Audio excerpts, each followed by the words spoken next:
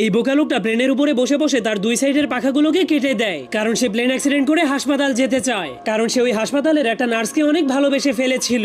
এরপর প্লেনটা ক্রাশ হলেই জলদি করে সেখানে একটা অ্যাম্বুলেন্স চলে আসে, কিন্তু একই অ্যাম্বুলেন্সের লোকেরা তো তাকে সেখানে ফেলে রেখে প্লেনটাকে নিয়ে হাসপাতালে চলে গেল। আর এই মোটা লোকটাও হাসপাতালের সেই নার্সটাকে অনেক ভালোবেসে ফেলেছিল, এই জন্য সেও অ্যাক্সিডেন্ট করে হাসপাতালে ভর্তি হওয়ার জন্য একটা ষাঁড়গরুকে লাল কাপড় দেখিয়ে রাগাতে শুরু করে দেয়। তখন ষাঁড়গরুটা তাকে বলে, মরতে চাইলে ট্রেনের সামনে গিয়ে শুয়ে পড়, 1 সেকেন্ডের মধ্যেই মরে ভূত হয়ে যাবি। কিন্তু মোটা লোকটা তার কোনো কথাই শুনছিল না, কারণ সে শুধুমাত্র অ্যাক্সিডেন্ট হয়ে হাসপাতালে যেতে চাইছিল। তখন ষাঁড়গরুটা তাকে মারার জন্য ফুল স্পিডের সামনে আগাচ্ছিল, আর সেই লোকটা কোনো ভয় না পেয়ে গোতা খাওয়ার জন্য সোজা হয়ে দাঁড়িয়েছিল। কিন্তু তখনই হঠাৎ করে ষাঁড়গরুটা কিছু দেখতে পেয়ে অনেক কষ্ট করে ব্রেক মেরে দেয়, যার ফলে সে ধীরে ধীরে মোটা লোকটার কাছে পৌঁছে যায়, কারণ সে পোস্টারের মধ্যে অনেক সুন্দরী একটা মেয়ে গরুর ছবি দেখেছিল, যার কারণে সে ওই মেয়ে গরুটার প্রেমে পড়ে যাওয়ার কারণে মোটা লোকটাকে গোতা না মেরেই ছেড়ে দেয়। তবুও মোটা লোকটা হার না মেনে নিজেকে অ্যাক্সিডেন্ট করার জন্য ট্রেনের রাস্তার উপরে গিয়ে পাছা উঁচু করে শুয়ে পড়ে। কিন্তু তখনই চিকন